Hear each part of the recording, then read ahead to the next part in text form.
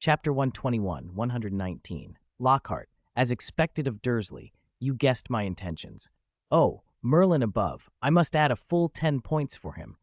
Professor Lockhart was positively thrilled, more thrilled than when his books topped the charts. Dudley's perfect answer and the revelation of Professor Jerry's identity had him treating Dudley like both an adoring fan and a trusted confidant. What could be more flattering than an author you admire seeming to admire you back? Lockhart clapped Dudley hard on the shoulder and heaped on praise. "This class has given me so many surprises," he announced, "so I'll give you a little surprise in return." With a flourish, he bent down and dragged a large covered cage from behind the podium, setting it on the desk. He lowered his voice conspiratorially. "From now on, be warned. My job is to teach you how to defend yourselves from the foulest creatures in the magical world. You will face the most terrifying things in this classroom. But remember, as long as I'm here, you will not be harmed. All I ask is that you remain calm." As he spoke, the cage began to tremble violently, as if something truly fearsome were trapped inside. A number of students flinched, others watched with interest. Lockhart leaned in, still with theatrical restraint. "I must ask you not to scream. That will only enrage them." Silence fell. Lockhart whipped the cover off and, in a deliberately exaggerated tone, declared, "Freshly caught Cornish pixies." Cornish pixies are small humanoid creatures with pointed faces, only about 8 inches tall, notorious for mischief. They're not the most deadly, certainly less dangerous than the fox maidens, but they possess strength far beyond their size. 2 or 3 together can easily lift an underage wizard, and in terms of chaos and destruction, they're near the top of the list. The students, though, didn't seem to take them seriously. To them, pixies were on a par with goblins or fox maidens, just another nuisance, easily subdued by a simple charm. A few Gryffindors even snickered aloud. "What? Do you find this amusing?" Lockhart snapped, visibly displeased. He'd paid handsomely for those pixies and intended to give the class a memorable demonstration. It was meant to be a surprise, not a joke. Seemingly unimpressed by his setup, he opened the cage door. The pixies shot out like corks from a bottle, careening through the air and immediately wreaking havoc, shattering glass, ripping pages from books, overturning cabinets. In numbers, pixies are vicious. Within minutes, most of the students had ducked beneath their desks. "Quick, help me catch them. They're just pixies," Lockhart cried, rolling up his sleeves as though ready to save the day. He brandished his wand and shouted, "Pesky pixie pestronomy." Nothing happened. His spell failed. Hermione, one of the few who hadn't hidden under a desk, couldn't hide her exasperation. "I knew it. He's completely useless." A pixie swooped in and snatched Lockhart's wand. Several others swarmed it, and purple sparks burst from its tip, spraying fireworks across the room. "Maybe it's a side effect," Neville said, as he slapped a pixie away. "Look, now they have weapons," Ron added. "Do we leave, or help this idiot?" someone whispered. Dudley's hands came together in a single, decisive clap. The transmutation circles on the backs of his hands glowed faintly. The classroom's walls, ceiling, and floor seemed to come alive. Enormous hands of stone and wood reached out, grabbing the rampaging pixies and pinning them. The chaos stopped in an instant. Before Lockhart could recover his composure, Dudley clapped again. A fresh cage appeared on the desk, and the giant hands placed the captured pixies inside. Then the hands slowly receded back into the walls, ceiling, and floor, leaving everything calm. There were exactly 132 pixies. No more, no less. "Professor Lockhart, your wand." Dudley handed it back to him. "You wanted us to have real combat experience, didn't you?" Lockhart blinked, momentarily stunned, then quickly recovered. "Of course, yes, as expected of Mr. Jerry Dursley, guessing my deeper meaning behind this demonstration." He adopted an air of mock disappointment toward the students peeking out from under their desks. "You disappoint me. So many of you failed to see through it. Thankfully, Mr. Dursley did." His tone, expression, and posture made the lie convincing. With a straight face, he added, "For this, Mr. Dursley earns another 10 points. Many of the students believed him. Just then the bell rang. "Well then, Professor Lockhart will be leaving now," someone said. Dudley hoisted the cage and, with Hermione and the others in tow, walked out. As he carried the cage away, the desk that had been level with the others suddenly seemed noticeably lighter. Its top sank slightly. Unless you've got the Philosopher's Stone, equivalent exchange means you can't make something from nothing. Where are you taking them? Lockhart asked automatically, still impressed by the wandless magic he'd just witnessed. He began to think, not very subtly, that this Mr. Dursley might be stronger than he was used to seeing. Professor, they're my spoils of war now, Dudley said, his back to Lockhart. His voice was slow, but its calmness carried unquestionable authority. How I deal with my spoils is my business. Above the pixies' heads, under the watchful gaze of the data magic eye, the word tamable displayed in large letters. It was time for the study of magical creature taming to shine.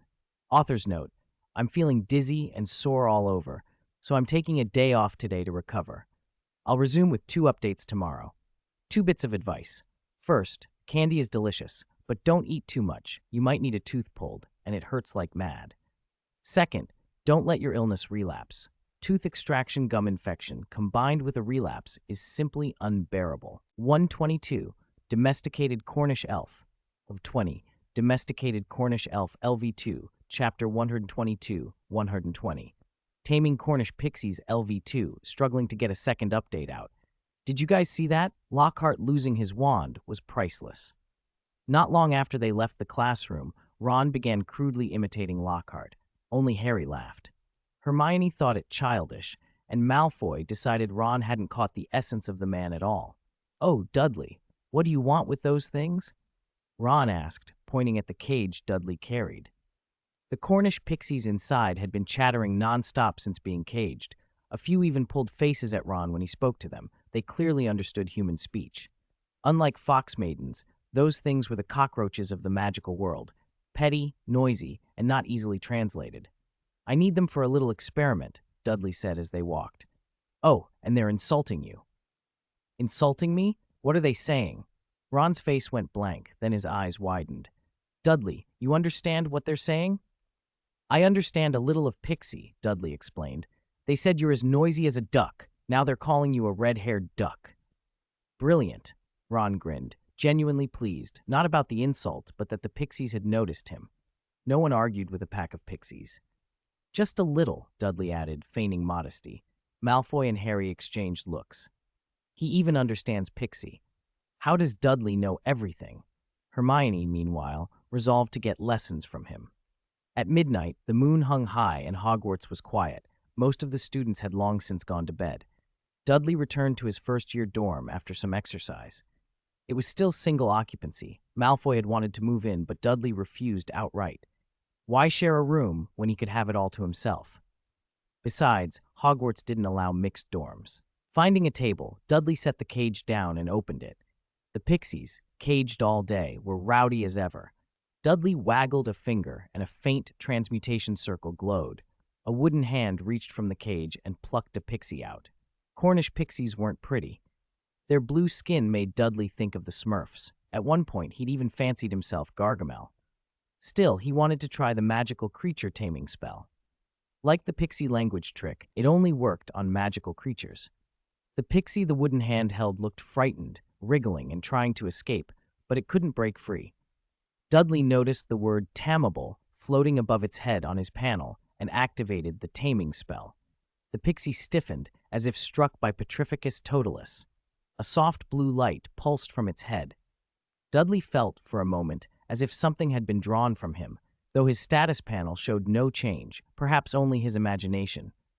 Then, as the light settled, something new clicked into place. A connection formed between his mind and the pixies. To test it, Dudley waved his hand. Immediately, the wooden hand released the pixie. It didn't flee, attack, or cause mischief. Instead, it looked up at him timidly. Dudley's heart warmed. He produced a pellet from his homemade pixie feed and held it out. The pixie grabbed it and devoured it hungrily. One pellet gone, he offered another. The bond was clumsy at first. Dudley could sense the little creature's thoughts only dimly, and it could, in turn, sense his. With a focused thought, the pixie flew to the table and brought back a book. Like other magical familiars, it could fetch, perhaps even do more. On the panel, the tamable tag had changed to, with proper cultivation, can evolve. Can evolve. Dudley's mind immediately leapt somewhere else. Was he raising Pokemon or a Digimon tamer? Where was his Digivice? Maybe he could cosplay as a druid. The idea of evolution intrigued him. He selected the evolve option. A dazzling, non-blinding light washed over the pixie. Its shape shifted, bigger then smaller, taller then shorter, until the glow faded after 10 seconds. A new pixie stood where the old one had been. Small stars seemed to flash around it. It was still recognizably a Cornish pixie, but its body had more than doubled in size, its withered frame plumped up, and the two tiny antennae on its head had become pointed horns. Dudley blinked. "Not a Pokemon, huh?" he muttered. He half expected a legal letter to arrive. The display above the creature now read, Cornish Pixie LV2. "From now on, you'll be called Pixie," he decided, regardless of the creature's opinion. Dudley rationalized the name. Pixies, in European folklore, are close to goblins. Cornish pixies are, after all, pixies. And no, it wasn't Pikachu. He defiantly refused to accept any cease and desist letters. If anyone came after him, he'd claim Game Freak didn't exist yet. 1992, after all. After evolving, the pixie was stronger, faster, and seemed to have gained a special ability. It snapped its fingers. A streak of blue powder traced its fingertips, and a nearby book lifted into the air. "So that's your ability?" Dudley asked. Pixie bobbed its head in affirmation. Dudley looked over at the rest of the cage, now full of Cornish pixies, and grinned. "I'm exhausted, and I still managed to put out an update. Please vote." Chapter 123. Why Not Ask the Amazing D? Overnight, Dudley finished taming all the Cornish pixies. Good news. After handling such a large group, his body showed no lasting harm, only a bit of mental fatigue. Bad news. Not all the pixies evolved to level 2. Apart from the very first one, the rest remained at level 1. Probably because Lockhart's Cornish pixie lesson had been a warning. After that, his classes stopped including practical work. He'd pick 2 or 3 students to act out scenes from his books and call it teaching, perfunctory and hollow. It wasn't so much defense against the dark arts as a badly staged play. There was no real instruction, no useful techniques. Novels don't teach practical combat, just like you can't learn martial arts from fiction. Hermione ranked Lockhart below even Professor Quirrell. At least Quirrell taught how to handle a troll. The disciplinary group kept deducting points from the professors as if on a feeding frenzy. Among the 4 houses, apart from a few hardworking students, most had given up. Those still trying didn't even know they were on the disciplinary group's list. So the first month of second year passed without incident. That night, Dudley eased his door open, stretched his sore neck, and heard a soft pop. Finally finished. He smiled with rare satisfaction at the object in his hand. It was the product of a long stretch of research and tinkering, the latest in his alchemy and magical equipment modifications. A spherical device, red on top and white on the bottom, with a seam around the middle and a circular pattern at the center. If someone from his old life saw it, they'd cry out, "Pokeball!" It did look like one. Aside from the center pattern, Dudley's ball had a pale blue core, a tiny piece of the magic crystal, left over from when Lord Voldemort had been refined, was embedded there. Since the pixie and the fire dragon were already in his possession, one more ball wouldn't hurt. He'd originally wanted to call it a magical creature ball, but Pokeball stuck. "Go." Dudley tossed it up. The imitation Pokeball opened, and with a flash, the pixie appeared. "Gawoo," it screeched, pulling a fierce face on cue. Dudley tossed it a scrap of food, then aimed and activated the ball. A red beam covered the pixie and drew it inside. The ball shrank to 1/3 size and clicked onto his waist, secured by a sticking charm. Don't underestimate the little sphere. It was an alchemical product soaked in magic. The red beam was a dedicated Oxio, the inside enchanted with an undetectable extension charm, the waist attachment worked by a sticking charm, and its resizing relied on transfiguration. Dudley had even bound it with a contract so no one but him could use it. Since making the ball, Dudley behaved like a child with a new toy. He began spending time in the Forbidden Forest, not for plants, but for creatures. Within a week, he'd found several: a niffler, a horklump, and even a mandrake, which shouldn't have behaved like an animal, but Dudley had somehow tamed it. All were sealed into his imitation Pokeballs. The fire dragon and bald pony resisted capture, probably because Dudley's taming spells weren't yet strong enough. He regretted that the supply of the magic crystal was limited. If he could have made 100 of these, he'd have kept them in his waist pouch, and at his command, 100,000 creatures would storm out. One blow from each, and opponents would be toast. Dudley preferred not to do the fighting himself. Men like him persuaded others with reason, but he liked the idea of an arsenal. For now his dream was only a sliver complete, and he was already thinking about how to get more of that crystal. Fortunately, he actually had some of the raw materials already. Harry, meanwhile, felt increasingly unlucky. A first-year Gryffindor named Colin had taken to staking him out and taking photographs. Harry didn't like the attention. He preferred to follow Dudley quietly, which Malfoy teased him about. Worse than Colin, however, was Lockhart. Since the term began, the Defense Against the Dark Arts professor had been searching for excuses to spend time with Harry, to have him alone and teach him to manage his fame. Lockhart didn't try to approach Dudley. Dudley ignored him, was only famous around Hogwarts and among a few who knew him as Professor Jerry, and, most importantly, wasn't nearly as famous as Harry Potter. The name Harry Potter was a golden signboard. He'd saved the wizarding world, and everyone owed him a favor or two. As expected, after another tedious class, Harry was kept behind by Lockhart. The professor wanted him to help answer fan mail. As a second year, Harry couldn't refuse a teacher's request, so he sat and helped Lockhart compose replies. Maybe someday, he thought, I could help Dee answer fan mail too. Half lost in Lockhart's self-congratulatory anecdotes, Harry heard a hoarse, chaotic voice speak from nowhere. Who is it? Who dares disturb the slumber and awaken the great? Hungry, I'm so hungry. Blood, I want fresh blood, live sacrifices. Let me eat you, oh. The rasping, resentful sound made Harry jump. He nudged Lockhart, who sat oblivious, engrossed in his own reflection. Harry was certain he hadn't imagined the voice. When you don't know what to do, find D. When you have doubts, find D. When you're in trouble, find D. So why not ask the amazing D? The next morning, after practice, Harry went looking for Dudley. Chapter 124, 122. Madison Roberts Flint Dudley was a little bewildered after Harry told him everything he'd heard. The old black diary lay quietly in Dudley's custom-made box. He planned to refine it soon. The diary wasn't a pure soul remnant like Lord Voldemort's fragment, but it was already a Horcrux. Its material was unusual and stubborn. Unless Dudley's alchemy advanced, the diary had to be destroyed first, or it would contaminate the purity of the Philosopher's Stone. Without the diary's call, the basilisk should have sunk back into slumber. Why, then, did Harry still hear its voice? Had someone else awakened it? What you heard probably wasn't a human voice, Dudley told Harry, offering a hint. Not human? Harry paused, then, thinking it through. The confusion thinned. A ghost? Possible, but unlikely, Dudley said. The ghosts at Hogwarts don't feed on blood or live sacrifices. They reject what the living provide. He explained patiently. Ghosts may look as they did in life. Take the Bloody Baron, who appears perpetually blood-stained, but that's an appearance, not an appetite. They don't need blood the way living creatures or certain dark beings do. Harry, you should know I can understand the speech of many animals, Dudley went on.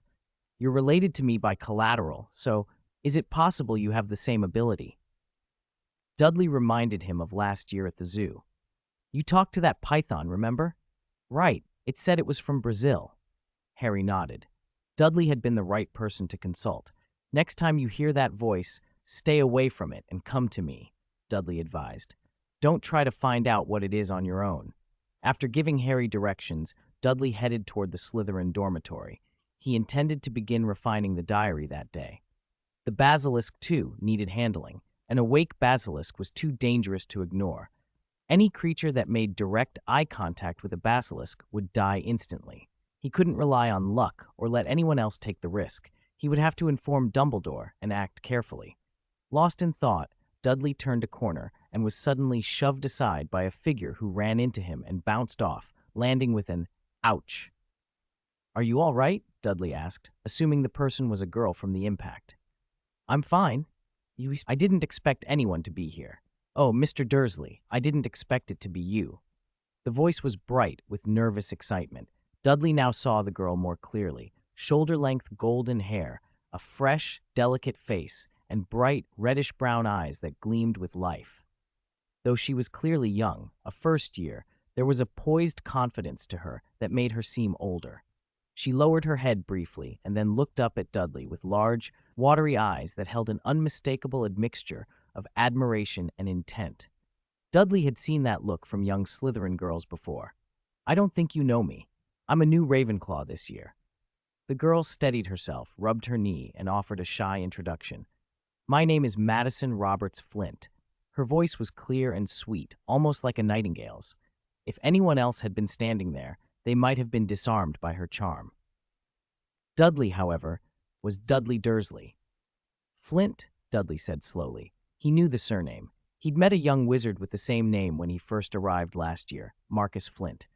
If memory served, Marcus was a sixth-year Slytherin, a captain of his house, and the sort who made himself memorable. From the surname, the two were probably related. Why one had the name Madison Roberts Flint and the other Marcus Flint was a family matter Dudley didn't care to investigate. "Yes, sir. Marcus is my brother."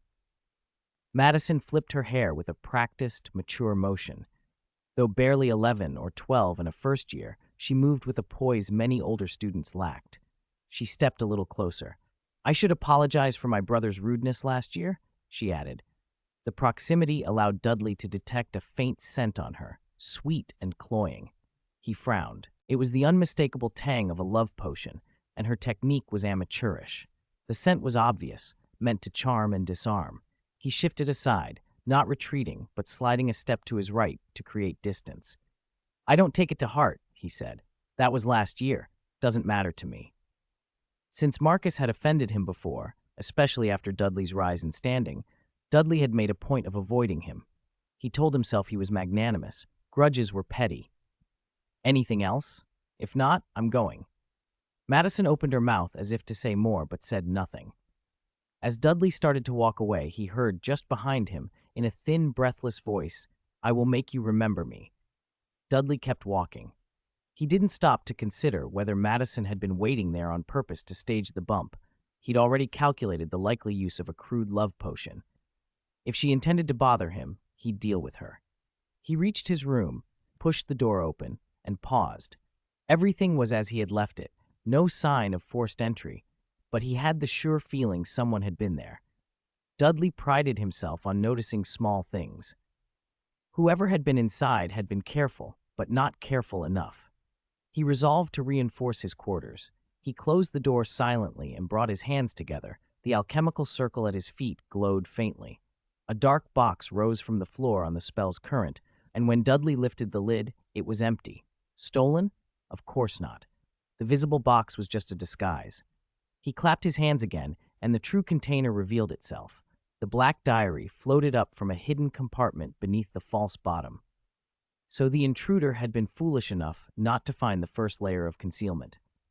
Dudley imagined amateur thieves or meddling students who might assume the diary had been taken and panic. But that was impossible. The diary was where he'd left it, safe for now, though he'd make sure it stayed that way. Chapter 125, 123. Refining Voldemort Again. Dudley set the diary aside and reached into the bag at his waist for a large sealed bucket.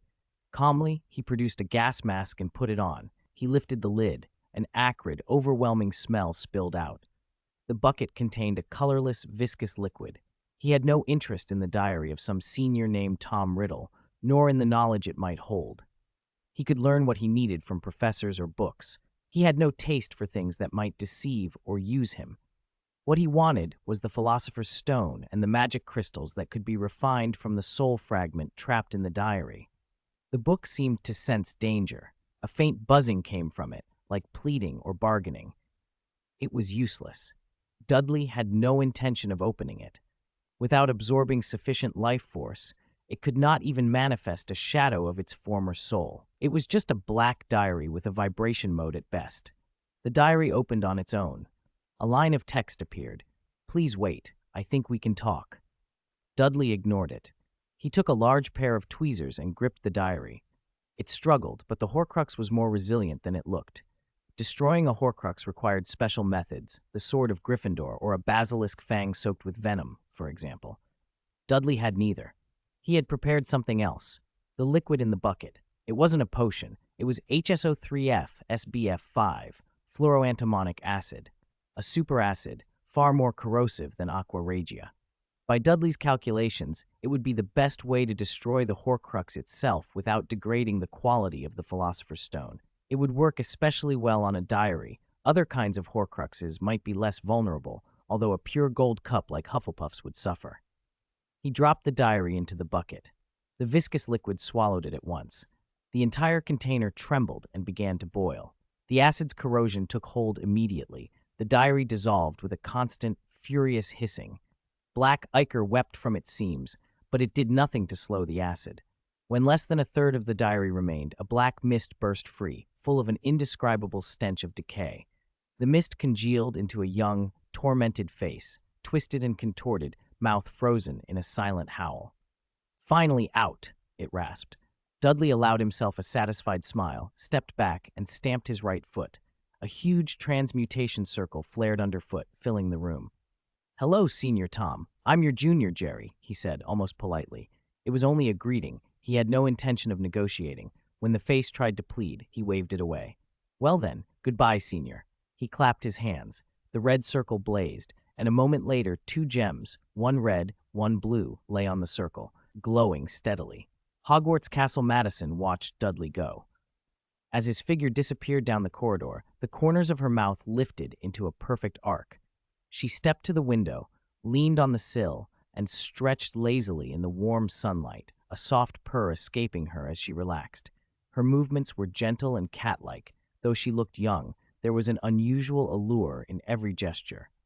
Charming hardly seemed the right word for a first year, and yet she radiated charm.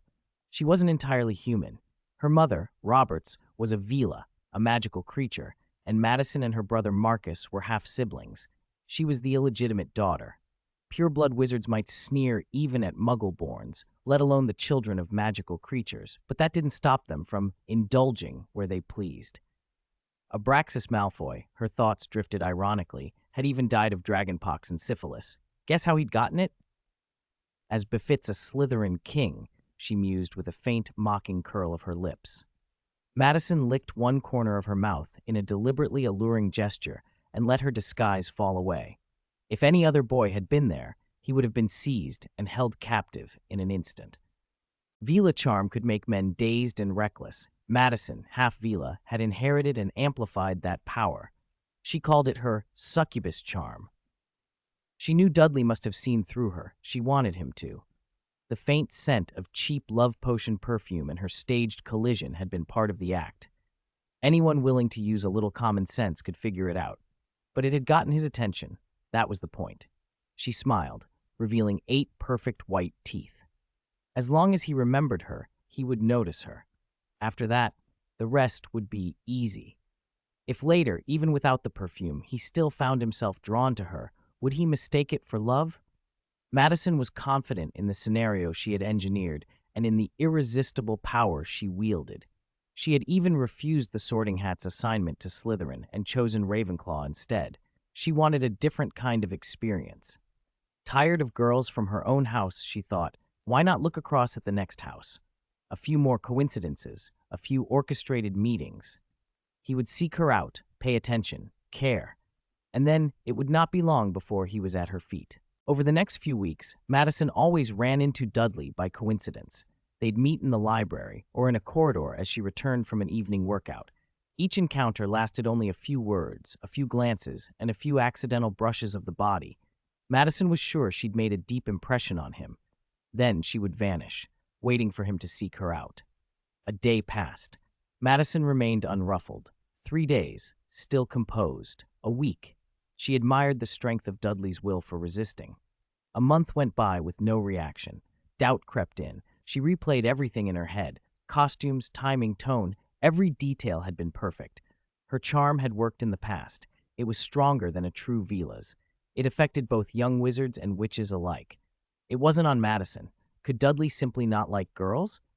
As if on cue, Dudley and Hermione walked past her, shoulder to shoulder. Dudley's gaze never wavered from Hermione. It was soft and warm, fixed entirely on her. He didn't look at Madison once. He liked girls. Anger rose in Madison, sudden and fierce. What right did that Granger have? With her buck teeth, messy hair, and clumsy fashion sense, she looked like a country bumpkin compared to Madison. To lose to someone like her, Madison would not accept it. She crushed the quill in her hand. When Vila were angry, their strength surged and their tempers flared. Madison had inherited those flaws along with her mother's beauty. She shoved her roommates aside and stormed back to her dormitory. From a leather trunk beneath her bed, she pulled out a glittering, jewel-encrusted diadem. Along its base was the famous motto, "Wit beyond measure is man's greatest treasure." She had found it not long after she'd started at Hogwarts, hidden in a magical room on the 8th floor. It was Ravenclaw's lost diadem, a relic of one of the school's founders. She hesitated for a moment, then placed it gently on her head and closed her eyes. "Oh, diadem, diadem, please tell me. How can I capture a male wizard's heart?" Her voice echoed in the small room. The diadem gave a faint glow, as if listening. October arrived. A damp chill sank into the castle, and a minor cold swept through the student body, keeping Madame Pomfrey busier than usual. Fortunately, for wizards, a few potions and rest were usually enough to shrug off a cold. "Hey, Potter, if I were you, I wouldn't go to that ghost's death day party." Draco Malfoy toyed with a gilded walking stick, a rather ostentatious birthday gift from Dudley. Dudley had upgraded it with several magical enhancements. Malfoy clearly liked it. "Remember your place," Dudley added drearily. "We are living beings." Harry had received an invitation to Sir Nicholas's 400th Death Day party and wasn't sure whether to go. Malfoy's remark irritated him. "I don't see why going to a ghost's Death Day party should be embarrassing." Malfoy shrugged. "Do as you like." Dudley approached the group and launched into a lecture on ghosts. "You might be used to the Hogwarts ghosts and think they're no different from ordinary folk, but you'd be wrong. They're dead people with senses and tastes very different from ours. For one thing, their idea of food and entertainment is unpleasant." Dudley made a face. "If you enjoy ear-splitting music that sounds like someone sawing at wood in a blizzard, followed by cakes crawling with maggots and foul-smelling fruit juice, be my guest." Hermione closed her book decisively. "In that case, I think I'll skip that wonderful experience." Harry, who was reluctant to refuse invitations, hesitated. "I don't want to let Sir Nicholas down." "Won't you starve and freeze?" Harry asked Ron with a pleading look. Ron shook his head so emphatically it looked like a rattle drum. "Nope, give me a warm kitchen with proper food any day." Even Neville agreed.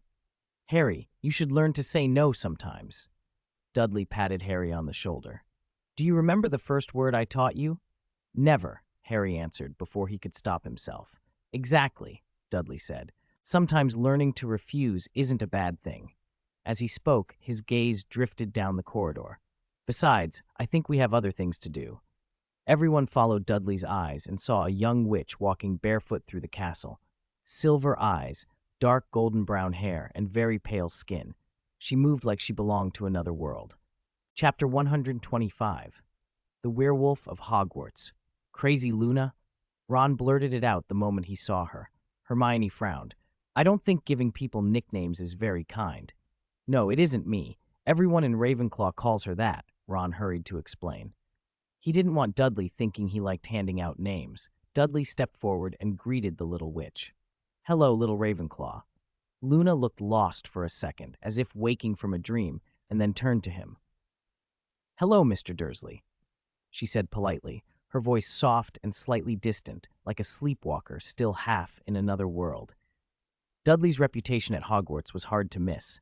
You might not know the name of every professor, but nobody failed to notice the head of the disciplinary group.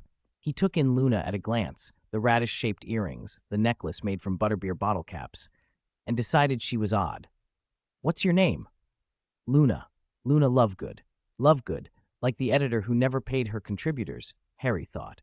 Dudley folded his arms. "It's late. Why aren't you in your dorm? What are you doing out here?" Luna didn't hesitate. "I'm looking for Crumplehorn Snorkax. I heard them. Have you seen them?" Neville blinked. He'd done well in Care of Magical Creatures, but he had never heard of that name. Hermione sighed and explained, watching Luna with a complicated expression. "It's an unverified creature. Legends say they live in Sweden. Most witches and wizards don't believe they exist." "They do exist," Luna said, utterly certain, as if she'd seen one herself. "Unverified doesn't mean impossible." Hermione shook her head and didn't press it. Whether Crumplehorn Snorkax existed wasn't important to her, but Luna's next answer made her serious. "Where are your shoes?" Dudley asked, pointing at Luna's bare feet. Hogwarts' stone floors weren't heated, and the nights were getting colder. Luna's pale toes had gone bluish from the chill. "My shoes disappear sometimes," Luna said cheerfully, despite the cold. "I think some little goblins hiding in Hogwarts took them." Hermione's expression hardened. That sounded too familiar. Was this campus bullying again? Hiding shoes was petty, but persistent. "Walking barefoot in this cold can do real damage," she said. "Even some potions can't undo it." She took off her own shoes and held them out. "These are about your size. Wear them for now, and return them when you find your own." Harry blinked. Those were Hermione's favorite shoes, a gift from Dudley. Luna looked touched but worried. "If you give them to me, your feet will get cold." "It's fine," Hermione said, refusing to be fussed over. "I'll be all right." Luna hesitated, then accepted the shoes. Wearing them eased the chill and somehow lifted her spirits. The others persuaded her to go back to the Ravenclaw dormitory. Dudley leaned against the wall, watching. This time he didn't offer advice. He wanted to see how the others would handle it. Draco Malfoy was quick to seize the interpretation. "Clearly, this is another bullying incident," he said. "We should go with her, catch them in the act, and make them face punishment," Ron said, oddly enthusiastic. Malfoy sneered. "It's past curfew. Do you plan to break into the Ravenclaw girls' dormitory in the middle of the night? Brilliant idea, you redhead." "Fine. Then I don't want to be famous the next day as the werewolf of Hogwarts," Ron snapped back, red with anger. Malfoy's tone and insolence could have been taught in Snape's classroom. He really was one of Snape's favorites. Ron lunged for a duel. Harry pulled him back, and seeing it was useless to stop him entirely, moved a stool over to sit and watch. A real duel wasn't going to happen. Hermione cut through the noise. "To catch a thief, you have to catch them red-handed," she said. "If no one sees them take the shoes, they can always say Luna lost them herself. And unless you have proof, nobody will be convinced," added Neville. "So what do we do?" Ron asked, stunned. He'd been too quick to assume violence would fix everything. "As for evidence," Hermione said with a confident smile, "I expect we'll have it in a couple of days." Back in the Ravenclaw common room, Luna returned to her bed wearing Hermione's shoes. She wouldn't take them off. She couldn't risk losing them and being unable to return them. Luna only looked dazed and eccentric on the surface. She was sharper than most, but she didn't enjoy arguing. Still, not being taken seriously could make others see you as weak and escalate their cruelty. You had to learn to resist. The shoes warmed her feet and warmed her heart. What Luna didn't know was that after she fell into a peaceful sleep, the other girls had woken and gathered, whispering. It was normal for a 4-girl dorm to have half a dozen group chats, another form of exclusion. "Look, Crazy Luna found another pair of shoes," someone texted. "They're really pretty."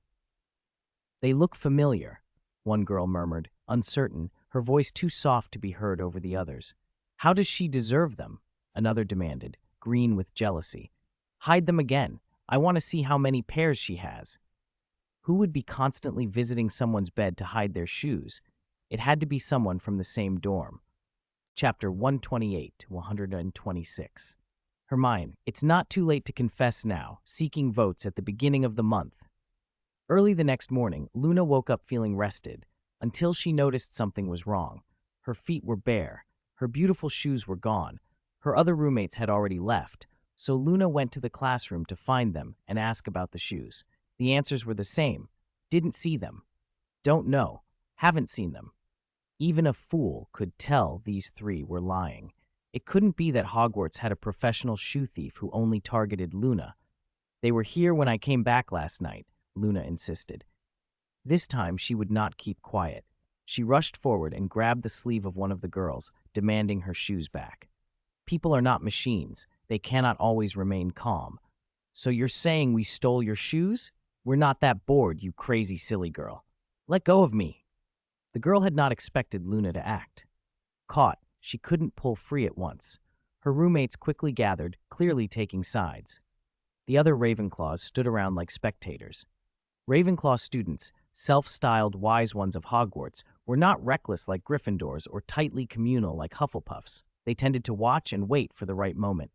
In short, independent and disorganized, or perhaps just slow to react. 2 fists were no match for 4 hands. Luna had little training and was soon forced to the ground by the 3 girls. Crazy, just as crazy as your dead father, neurotic.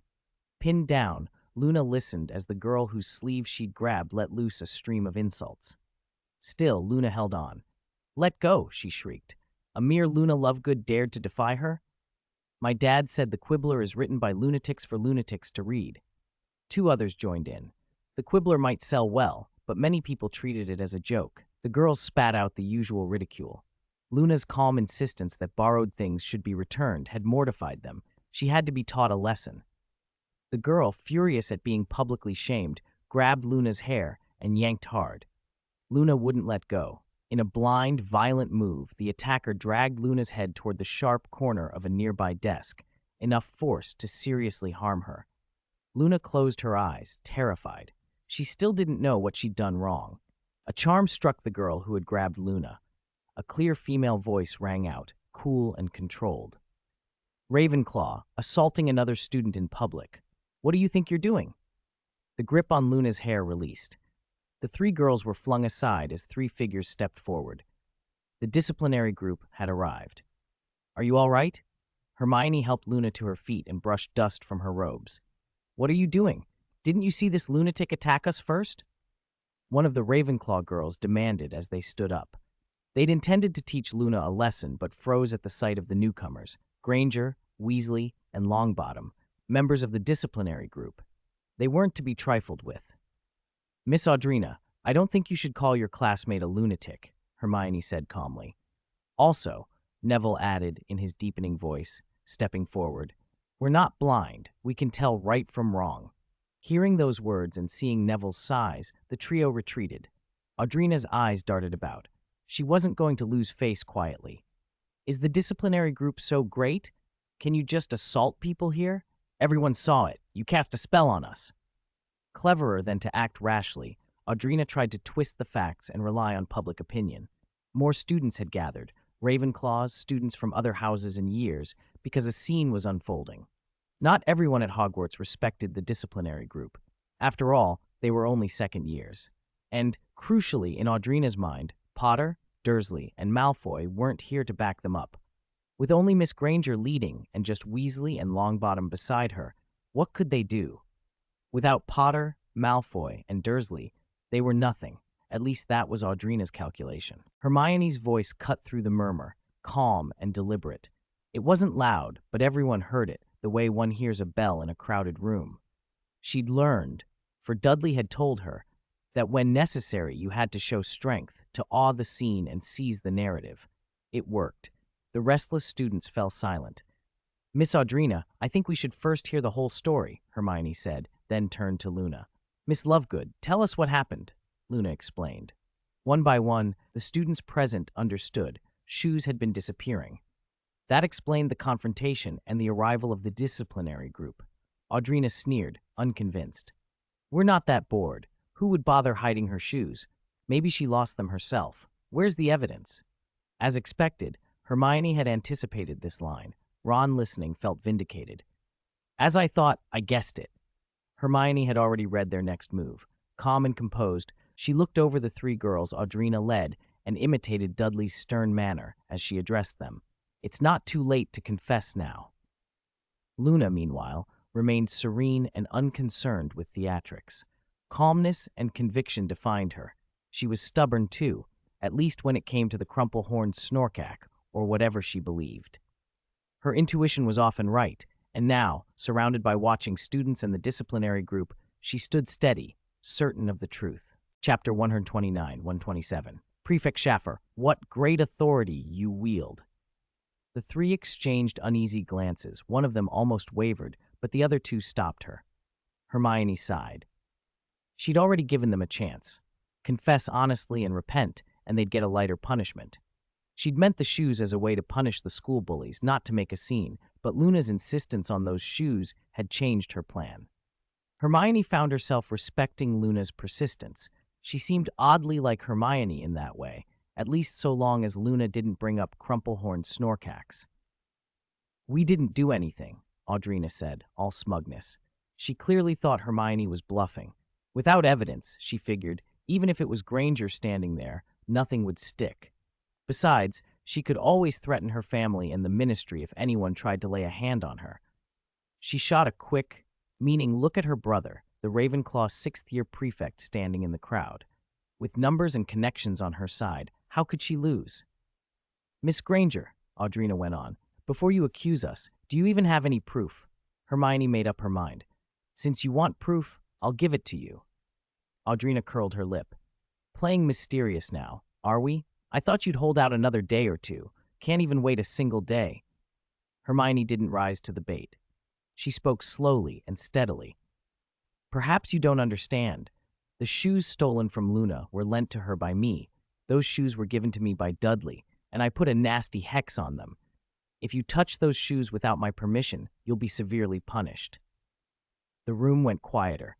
To privately place an enchantment on someone's belongings was a serious matter, enough that a parent could complain to the ministry, even if a professor did not press charges. Wizards valued their possessions. Messing with someone's things could have grave consequences. Hermione's voice was calm, but every word carried weight. She even mentioned that people like Mad-Eye Moody had been known to take precautions with their belongings. There was a saying, never touch a wizard's things without permission, unless you're willing to pay the price with your life. Is that so? Audrina tossed her head, still trying to hide her fear with bluster. I'd like to see what sort of spell it is. Hermione's voice became almost conversational. It's nothing major at first. You'll feel your arms get a little itchy, maybe a bit red. The three girls instinctively pulled their sleeves down. Now they felt the tiniest phantom prickle, and it made them flinch. That's only the beginning, Hermione said. Her tone dropped, unhurried, like telling a ghost story.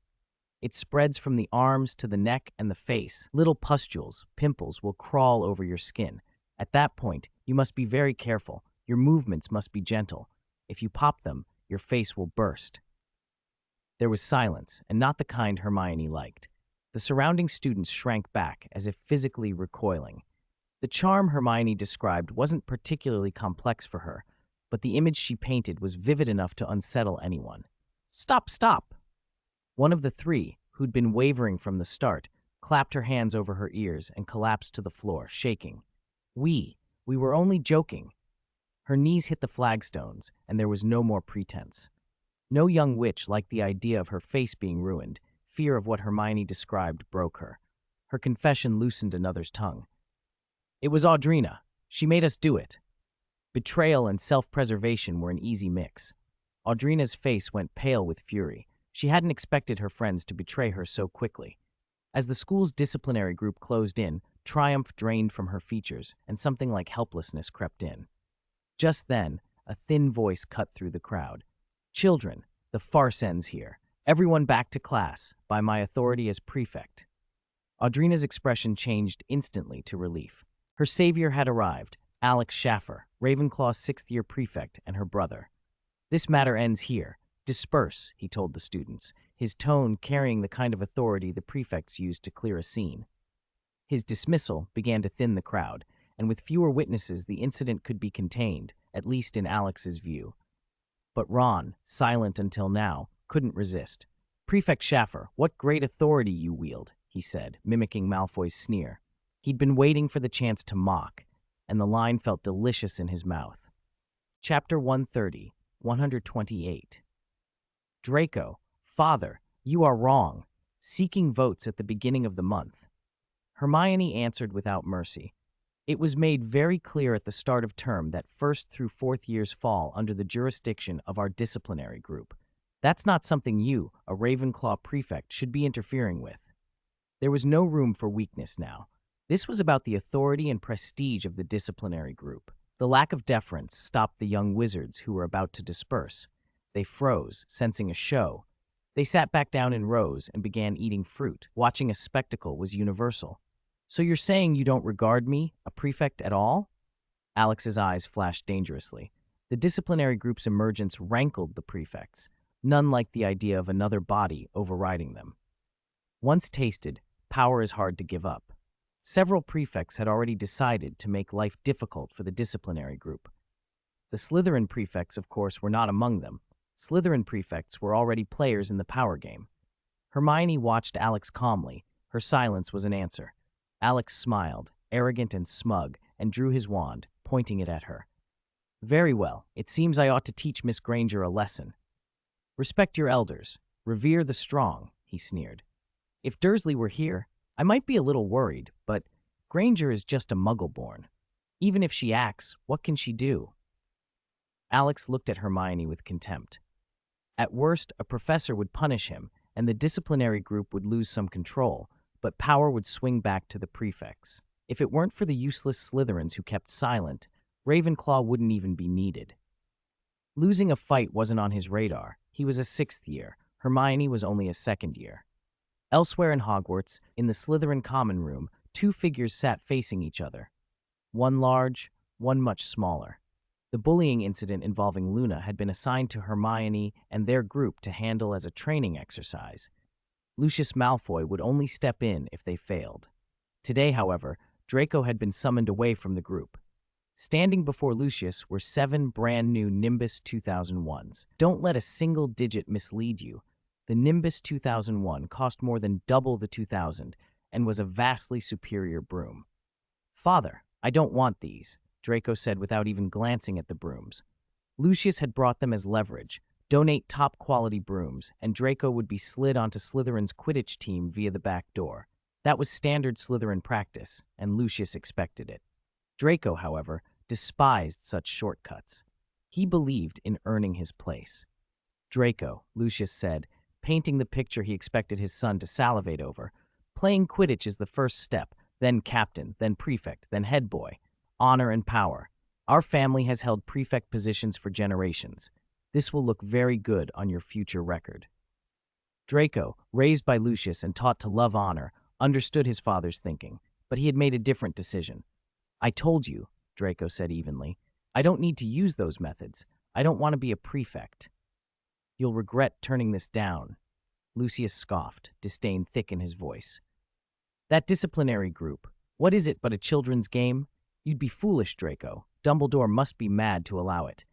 You're wrong, Father. That is not a game. Draco shook his head, walked to the window, and stared out over the castle toward the Great Lake. He spoke slowly, in a tone that Lucius didn't understand. Dursley has taught me many things, things one cannot learn at home. Lucius felt anger burning at the praise his son heaped on another man. What enchantment did he put on you to make you trust him so completely? He asked, incredulous. Dursley, he's just a mudblood. The insult slipped out like venom from Lucius's mouth. Father, Draco's face changed. The color drained from him. He looked at Lucius with a seriousness Lucius had never seen. I can pretend I didn't hear that this time, but don't ever say that again. That firm, unquestioning tone was alien to Lucius. His son, who had always mirrored and admired him, now seemed to be lecturing his father. Lucius's anger surged. He couldn't understand how Draco had changed so much in a year. It was because of that Dursley, he decided. The Caro family, too, fools for getting involved with a mudblood. A bunch of children who could not see reality. He would not let Draco go further down that path. Draco was a pure blood, a Malfoy, not a Weasley to debase himself. Draco watched his father and, knowing mere words wouldn't persuade him, decided on more forceful truth. He turned and dropped a name slowly, deliberately.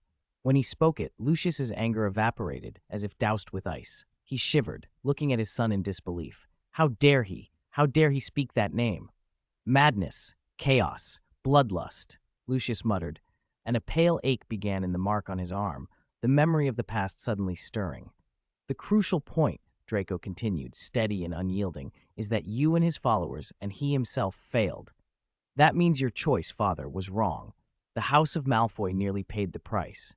I will not make the same mistake. Malfoy will not fail. I, Draco, will not fail. Mr. Dursley will not fail. Chapter 131, Prefect Schaffer is a decent man. Expelliarmus. A flash of red light accompanied the shout, and the wooden wand flew from Alex's hand to the ground. The spell struck him so forcefully, his body launched into the air before slamming down. She's only a 2nd year. Why couldn't I block that? Alex struggled to his feet, face twisted with disbelief. He had tried to ambush Hermione, but not only did she ward off his spell, she'd killed him in return. How could her reactions be that quick? It wasn't entirely surprising. Dudley had drilled surprise counterattacks into her. Failure meant punishment. That training explained her speed. Most of the other students hadn't reacted either. From their perspective, Alex had just raised his wand and cast a spell. A flash, and he was down. The whole thing was over so quickly, it stunned everyone. A few late arrivals even muttered, "I just got here and saw Alex fly into the air." Prefect Schaffer, no, Prefect, you've learned the value of respecting the strong, haven't you? Hermione said softly, deliberately imitating Dudley's tone to sound calm. If she'd been herself, she would have already been pointing out mispronounced syllables, unnecessary gestures, and every other flaw in his casting. Dudley had told her that in moments like this, she needed to play the part and take control. Only then could she present herself as strong. I wasn't ready just now. I was careless. Let's go again. I want a fair and honorable duel with you. Alex shouted back, ignoring the other's stares. He'd been careless. He hadn't expected such a quick reaction. He refused to accept being bested by a mere second year. It had to have been a fluke. Maybe she'd been trying to ambush him too, and it just happened to coincide. Ron stared at Alex in disbelief. The man had nerve. A fair duel? After being disarmed by a sneak attack and countered by a girl? You three can come at me together, Alex barked. He was a prefect, one of the better sixth years. He wanted to restore some pride. His face flushed with anger and embarrassment as he forced the words out. Good. Ron almost agreed. He'd wanted to teach Alex a lesson for a while, but this wasn't his moment to step in, and he knew he couldn't outmatch Alex alone. Neville stooped, picked up Alex's discarded wand, and wiped the dust off it. It was made of rowan wood, the same type as his father's wand. He looked at Alex with earnest brown eyes and said frankly, "You can't beat Hermione. Why make excuses for yourself?" Alex listened with a grimace. "Neville, give him the wand," Hermione said, then turned to Alex. "It seems your lesson isn't over yet." Neville handed the wand back. Alex didn't immediately attack. He straightened his robes and forced a calm voice. "You three can come at me," he repeated. "This time I promise I won't take advantage." One humiliation had been enough. If it happened again, win or lose, it would be a total disgrace. He had to win, and win properly. "I'm enough on my own." Hermione waved her hand. Ron and Neville stepped aside. The other students held their breath. A second-year member of the disciplinary group facing off against a sixth-year prefect. This was worth watching. As with proper duels, they bowed first. "Then, Miss Granger, you'd better pay close attention this time," Alex said with forced gallantry. He twirled his wand and pointed it at her. "Ladies first. Attack!" Hermione raised her wand. Petrificus totalis. Her gestures and pronunciation were textbook. Perfect. Alex's reflex was immediate. Protego. Almost as soon as Hermione's spell left her mouth, Alex cast a shield charm on himself. Protego created an invisible barrier that could deflect simple spells and even withstand some darker magic. It wasn't easy. Many adults struggled with it. So Alex's flawless cast showed real skill. The Petrificus totalis rebounded from his shield. Hermione didn't cast Protego on herself, not because she couldn't, but because she hadn't learned it yet. Even with Professor Flitwick's extra lessons, she couldn't possibly master every spell taught over 7 years in a single year, and the shield charm wasn't standard classroom fare. Not knowing Protego didn't doom her. Confronted with Alex's counter, she tapped her wand briskly and fired off a series of precise spells. Stupefy, Renervate, Confringo, Reparo. She was using counterspells and quick responses, an efficient way to neutralize opponents with minimal magical expenditure. Skilled wizards knew how to counter almost anything. Dueling taught you that. Only a handful of spells had no counters. The unforgivable curses, for instance, but most could be answered. Hermione was focused and sharp. Whatever Alex threw at her, she met with the right reply, and the watching students murmured in appreciation. Apart from Hermione's initial spell, Alex had been the aggressor the whole time. His attacks were precise. Someone without Hermione's quickness would have fallen the moment he wasn't careless. He was a sixth-year prefect, a near-graduating top student. When he didn't slip up, he was formidable. After all, he'd gotten 9 OWLs and planned to become an Auror. "And I'm going to win," Alex thought, forcing a triumphant smile as his spells were methodically neutralized. Chapter 132, the Queen of Gryffindor. Alex was sure he had this one in the bag for one reason only: magical power. No matter how neat your charms, how fast your reactions, or how efficient your casting, a charm still needs raw magic. Hermione was only a second year. She couldn't possibly have as much power as he did. Alex hadn't wanted to win by exploiting that, but his repeated aggressive attacks were being effortlessly parried, and his anxiety was growing. If this duel dragged on, he'd be the only one who could keep going. He had to finish it, now. She really was disciplinary group material. She had real skill. As the duel went on, Alex's original plan to put her in her place twisted into grudging admiration. Even as a second year, her knowledge of charms was unusually deep. Even though she was Gryffindor, she was sharper than many Ravenclaws.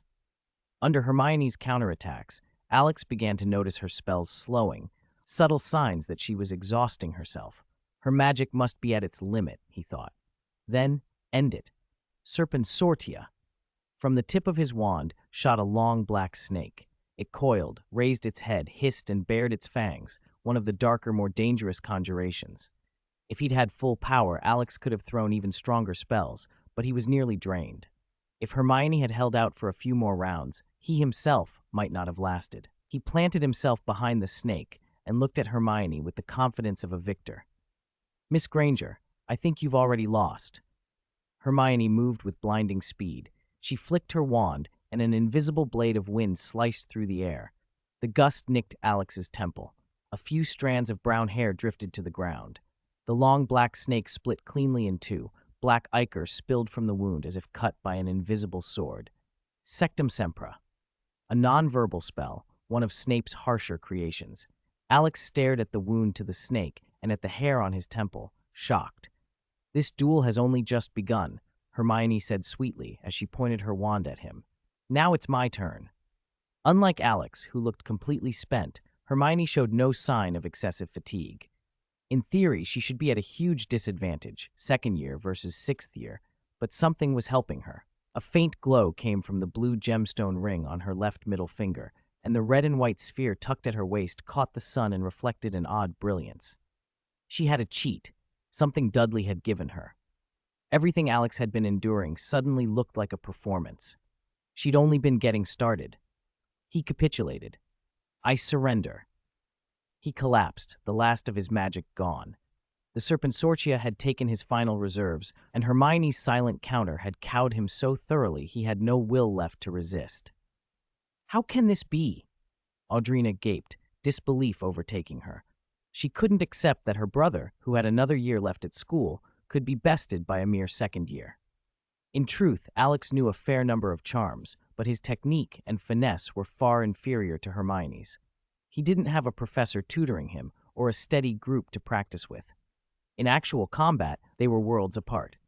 After Hermione's victory, the other students fell silent, waiting for her judgment. "Mr. Schaffer, using your prefect authority for personal gain and trying to shield relatives from punishment." Hermione's voice was calm and precise. "I don't think you're fit to be a prefect. The disciplinary group has not yet revoked your authority, of course. I will report this matter to Professor Flitwick." "Are you convinced?" she asked Alex. He sighed weakly. Convinced. He had no energy to argue. Hermione turned to Audrina and the two girls with her. "Bullying classmates. Harassing them. I gave you all a chance. I will report this truthfully to the professors and the headmistress, and they will decide your punishment. If asked for a recommendation, the disciplinary groups would be expulsion. Campus bullies do not change easily. There will be no leniency. That is our principle." With each sentence, the faces of the three girls went paler and paler. By the time she finished, two of them had fainted outright. If what Hermione claimed was true, the other two would be treated as accessories at worst. Audrina, furious and not yet defeated, had just drawn her wand. Before she finished her spell, a red light struck her, and she flew backward. In an instant, countless red pustules bloomed across her face and body. Whatever charm she'd attempted had completely backfired. Hermione didn't even look at her as she spoke. "If anyone is unconvinced, they can come to me or to the disciplinary group. Just like this. Miss Herpes," Hermione said coldly, "you will bear the consequences." She surveyed the crowd, stern and uncompromising. Whether Gryffindor, Hufflepuff, Ravenclaw, or Slytherin, we will treat everyone the same. Break the rules and we will investigate fully. The Hogwarts Special Committee for the Eradication of Campus Bullying and Cheating, she announced. You may also call us the Disciplinary Group. Her words carried to every young witch and wizard present. A voice from the crowd called out, "Can I join you?" "The doors of the Disciplinary Group are always open," Hermione replied without hesitation. "If you have a heart for justice and want fair play, come and join us." "Of course, there's a test first," she added. "Granger, the Queen of Gryffindor," someone shouted. The shout ignited the crowd. Cheers rose up and spread. Luna, who had been the center of the incident, stood slightly to one side. She didn't mind. She looked at Hermione with admiration, eyes bright. Chapter 133, 131. Resentment arises from injustice. Queen of Gryffindor was only one of Hermione's many nicknames. Others called her the Gryffindor Lioness. Hermione hated the title, and Dudley hated it even more. If Hermione was the lioness, what did that make him? In a pride, the lionesses are the hunters. The male lions mostly eat and stand guard. A lioness, after hunting every day, is all muscle and endurance. A male lion, lounging most of the time, can't necessarily match her. The comparison rankled. Ron, watching the cheering crowd, nudged Neville. "Hermione's stolen all the thunder. We're like background NPCs." Neville grumbled. "So, I never liked the spotlight anyway." A Gryffindor who avoided attention. Hard to imagine. Draco, hearing faint applause from the other end of the castle, adjusted his collar and tapped the polished cane Dudley had given him. His posture and manner recalled his father, Lucius, but there was a subtle difference. "My father," Draco said lightly. "I believe my companions are waiting. I must go." He didn't wait for Lucius to reply. He rose and left. As he walked past the row of 7 Firebolt 2001s lined up side by side, he glanced at them and murmured, "I won't seek honor through petty means. I'll earn it with my own hands, like the old Malfoy ancestors." The promise hung in the air as Lucius watched his son walk away. For a moment, his mind drifted back to a time when he had stood before a portrait, the portrait of someone long dead from dragonpox, and had spoken with similar certainty. He blinked, pulled himself back to the present, and said nothing. Nearby, Hermione was still wound tight from the confrontation earlier. Seeing Dudley in the crowd had left her bristling. Now that they were away from the others, she let loose, replaying the whole fight and picking apart every mistake she could find. Mostly she was tearing into Alex, every miscast flourish, every missing syllable. 32 errors, 72 missing syllables, 95 sloppy details, she rattled off. That Alex, he never saw what he did wrong. Any of those fixes would have made the charms faster and more accurate. It's a pity he missed all of them. Dudley dug at his ears. "Oh, my queen, please spare me," he said, half laughing. If it had been once or twice, he could take it. This was the 7th time today. Hermione's nagging was relentless by nature, but mostly she kept it under control in public. Only Dudley earned this private blitz. His exaggerated expressions and big, theatrical gestures made her giggle, and then, without thinking, she punched him lightly in the chest. A sudden blush rose to her cheeks, and she hurriedly changed tack. "Do you think the headmaster and the professors will expel them?" she asked. "Bullying could end small or become a very big problem," Dudley said cautiously. "If Professor McGonagall handles it, I think the 3 of them will get recorded, lose house points, be put in detention, maybe assigned extra labor. She's strict but fair." Last year's expulsions had been a major event. 5 students had been sent away. This year, Dumbledore was unlikely to expel anyone lightly. Dudley argued that to many, expulsion simply meant transfer to another magical school, which would still allow them a future as wizards. In most cases, the school would try to correct behavior rather than cast students out. Besides, the disciplinary group was still new and not yet fully institutionalized. Had it been more established, they might have had the authority to act more decisively. Hermione's mood darkened. She thought of Luna. Luna had done nothing wrong, and yet she'd been targeted. If the school always protected the future of the bullies, who would protect the future of the bullied? "Will it all be in vain?" she asked. Dudley shook his head. "Not at all. Your actions mattered. Other people saw them. You've shown that the disciplinary group is not some professor's lackey or a rival power. It's not high and mighty judgmentalness. We don't enjoy being cruel. We'll win support. We'll gain allies. He fell into a rapid list of ideals: equality, justice, the rule of law, integrity, democracy, civility, harmony, freedom. Countless values people yearn for in their hearts. Only a very few people take pleasure in harming others, he said. Most resentments come from injustice. People don't suffer from scarcity so much as from inequality, he quoted, and then added simply, we've brought them a little fairness. He ruffled Hermione's soft, wavy hair. She leaned into the gesture. Even Slytherin, the house outsiders once assumed was full of dark wizards, wants fairness too, Dudley said. Give it time. Things will prove themselves. It didn't take long. The next day, dozens of letters arrived with an unspoken message. We want to join the disciplinary group. That created work. Not everyone was fit to join. Quality mattered more than quantity, and Dudley already had his criteria. One principle guided him from the start. Better to have none than to accept the unfit. Chapter 134. Which little witch could refuse a sparkling diadem? Humph. Expelled? Am I not perfectly fine? Who are you trying to scare? Not long after she left the headmaster's office, Audrina's emotions tipped into something close to hysteria. Her parents had been summoned and had given her a severe dressing down. In any world, calling the parents was the most devastating move for a child, and it never failed. She had taken a heavy loss this time. But Audrina wasn't the sort to swallow her anger quietly. Expecting a bully to change overnight? You might as well wait for a pig to fly, and in the magic world, at least, that's not impossible. Her usual followers hadn't waited for her. They'd left her standing there.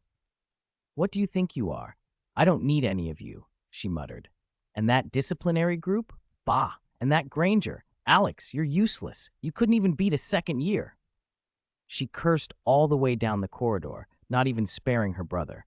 Just you wait. Sooner or later, I'll make you regret this. Defiance curved her features, but the acne pits on her face looked especially ugly under the castle light. Though the curse had been treated, it hadn't healed quickly. Hermione's self-cast counter-curse wasn't something that vanished overnight. A cold breeze slid down the silent stairwell and made Audrina shiver. The castle was always chill at night.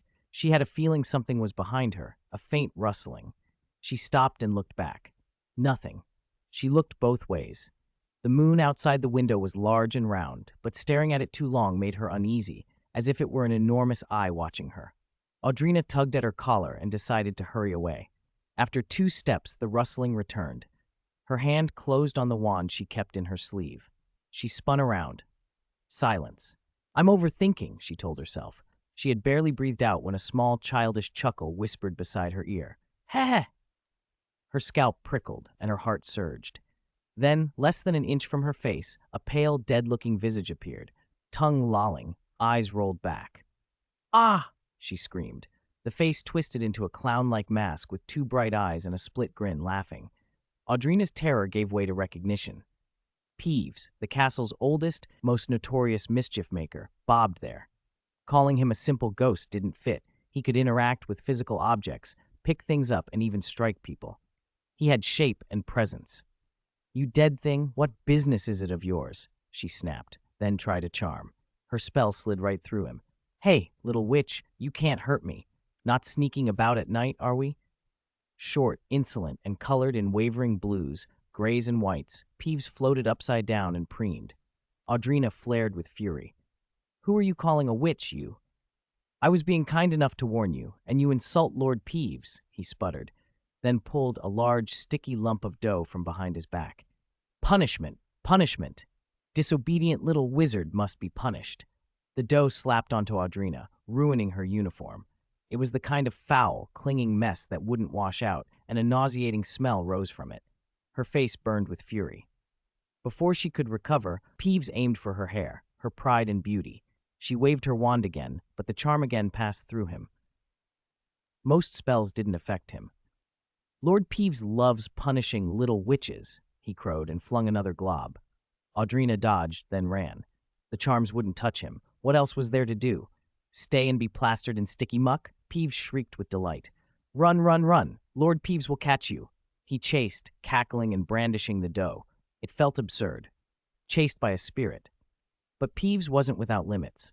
Unlike other ghosts, he couldn't pass through physical barriers freely. He had to turn doorknobs and open doors. So Audrina used a simple trick. She ran in circles, confusing him, then slipped into a random storage room and shut the door. When Peeves' laughter faded into the distance, she let out a shaky breath. She opened the door and froze. The corridor on the other side was unfamiliar. She hadn't paid attention to where she'd been running. Now, she had to find her way back to the dormitory. She didn't want to spend the night lost in the castle. She tried to retrace her steps, annoyed at her luck.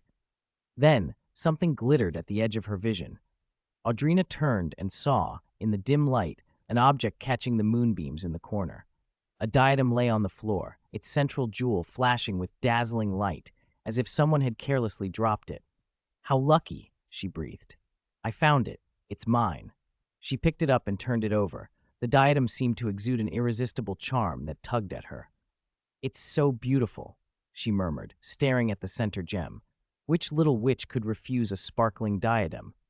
And this, she realized as she fingered the cool metal and the glittering stone, was no ordinary trinket. Chapter 135. It couldn't be Lockhart teaching us dueling, right? What a pity I missed that duel. I'm sure it was spectacular, Lockhart had said more than once in his classes after Hermione reportedly beat the sixth-year prefect single-handedly. He was very good at directing public attention toward himself, skilled, in fact. Most of the time his efforts ended up as nothing more than showmanship, but his ability to draw a crowd was undeniable. I'm sure everyone is dying to know what it is. At that point he would stop, blink, and flash a row of impossibly white teeth. Honestly, he shouldn't be selling shampoo. Those teeth alone could sell toothpaste. His mysterious air piqued the curiosity of many younger witches and wizards. After all, he was a professor. Even if his skills were limited, surely he wouldn't tease them for no reason. When pressed, though, he refused to say more. "You'll know on Monday morning," he insisted. Monday morning arrived. As the disciplinary group filtered back into the castle after their morning training, a cluster of students was gathered around the notice board, reading a newly posted parchment. "It's probably one of Lockhart's silly stunts," Ron said with a sneer.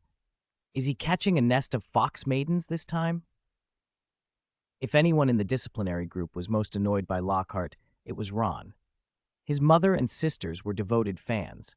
Ginny had been less starry-eyed after seeing Lockhart in person, but Mrs. Weasley still fangirled. The Weasleys weren't wealthy, and Lockhart's books were expensive. Buying the set for a second year was a real strain. Ron had made a little money the previous year, but it didn't nearly cover the cost. Worse, he'd spent his earnings on gifts for his family. He hadn't even gotten a new wand or a pet. Like Neville, he used an older wand. Ron had one of his brothers. "You might be wrong about that," Dudley said quietly, peering at the parchment. "He actually did something useful." "Dueling Club? Hosted by Lockhart?" Hermione read aloud, her expression turning hard. "Dueling? Lockhart? Him?" The last "him" was pure contempt. Hermione respected professors who earned it. Lockhart had neither the skill nor, she suspected, the character. Lately, there had been rumors among the older students, disturbing ones of a personal nature, and Hermione had been collecting evidence. If they proved true, Lockhart wouldn't merely be dismissed. He could face the Wizengamot. The charge of molesting underage students was not trivial in the wizarding world. Professor Snape and Professor Flitwick actually signed on? Neville glanced down. Below, hosted by Lockhart, the parchment listed Snape and Flitwick in small print. What kind of confundus charm did he cast on them?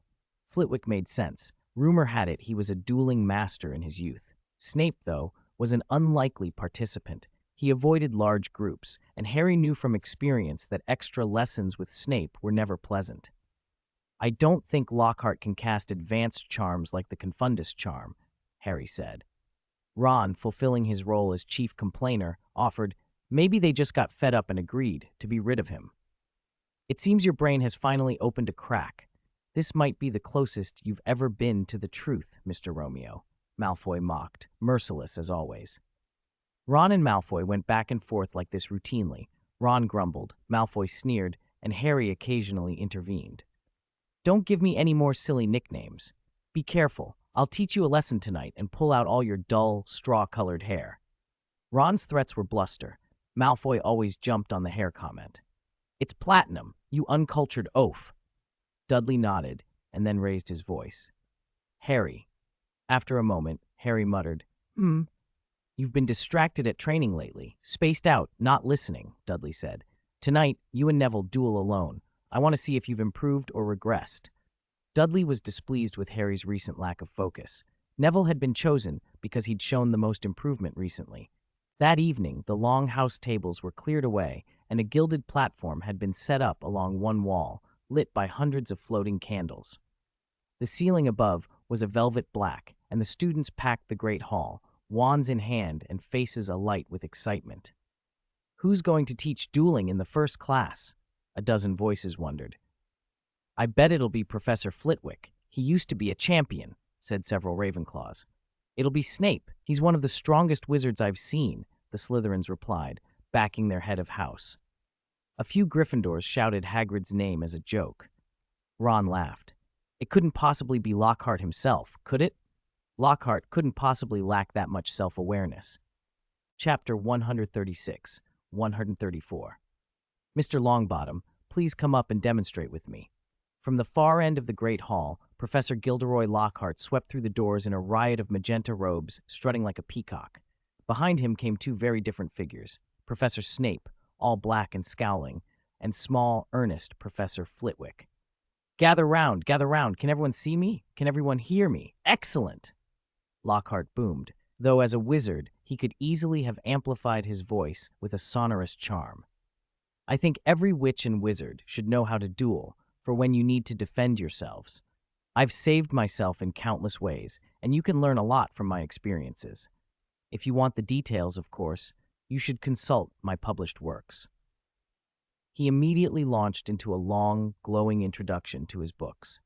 Perhaps because his sales had been dented by more popular adventures, Dragonlance Chronicles, as he'd grumbled elsewhere, Lockhart seized every chance to promote his novels. Admittedly, he did seem to understand promotion. Talent and marketing were different things. As Snape's expression darkened, Lockhart continued, beaming, So, today's first lesson will be taught by me, how to duel. Ron's face went pale with disbelief. Dudley, watching, could read the question in his friend's eyes. What could they possibly learn from this man? Ahem, Lockhart went on. First, let me introduce my assistants, Professor Snape and Professor Flitwick. He flashed his sparkling smile. Professor Snape tells me he knows a thing or two about dueling and has kindly agreed to a small demonstration. Don't worry, after I demonstrate with him, I'll return your potions professor completely unharmed, so no need to be afraid. And of course, Professor Flitwick will guide us through the duel and explain the safety precautions. I could do that myself, but a commentator makes it easier for you youngsters to keep up. Don't let his stature fool you. He packs a surprising amount of power into that tiny frame. He was a dueling champion in his youth, though of course still a smidge short of my level. If you'd like to know how powerful I am, please read my works closely. His speech mixed praise, belittling, and shameless self-promotion. The faces of the two other professors grew darker by the second. Dudley noticed Snape make a few slight wand motions as if to check something, then clamp his hand down and lower his wand again. Flitwick, usually amiable, gripped his wand a fraction too tightly. Lockhart, however, seemed oblivious to the hostility, offending two powerful wizards at once. Was it accident, arrogance, or deliberate showmanship? Lockhart and Snape mounted the raised platform and bowed at each other, proper dueling etiquette. Flitwick began his customary remarks about precautions and manners, but Lockhart interrupted. As you can see, this is the standard dueling stance, he announced, demonstrating exaggerated poses. There's also this, and this, stances I learned in my travels. Perhaps I'll publish a book, my dueling history. You're welcome to buy it. He was clearly putting on a display, and many students leaned forward, enchanted by his flourishes. Some of the younger witches whispered, swoony, so handsome, charming. Dudley rolled his eyes and scrutinized Lockhart from head to toe. The man had little muscle beneath the silks. The looks were mostly stagecraft and confidence. Only the face might be called handsome, and that only because many of the students were young and inexperienced. Dudley thought Snape, with a wash and some grooming, caring, and given his severe good looks, would put Lockhart to shame. A pity, he reflected. They took their wands at the ready. Just as Flitwick was beginning another explanation, Lockhart cut in, demonstrating more poses. When I count to 3, Professor Snape and I will cast the first charm. Of course, neither of us will take the other's life. I think counting to 3 is my job, Professor Lockhart, Flitwick said stiffly. Why had Lockhart called for him if he wasn't going to let him do it?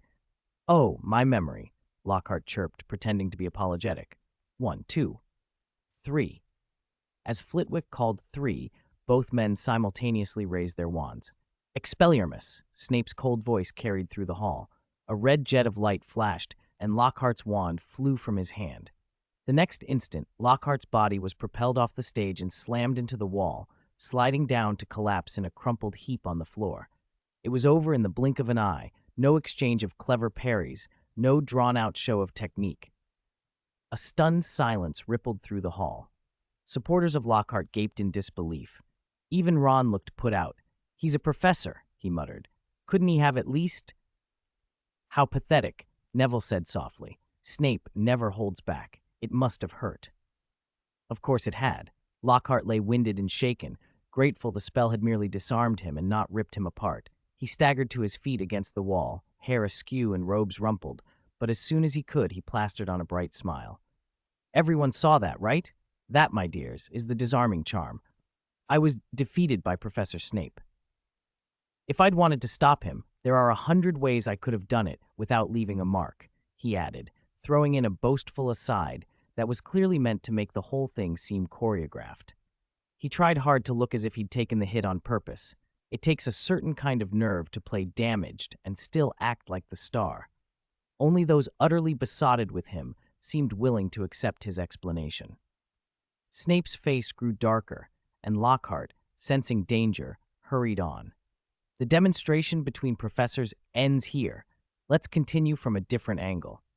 He scanned the crowd for a volunteer, someone with a little name recognition, but not too powerful.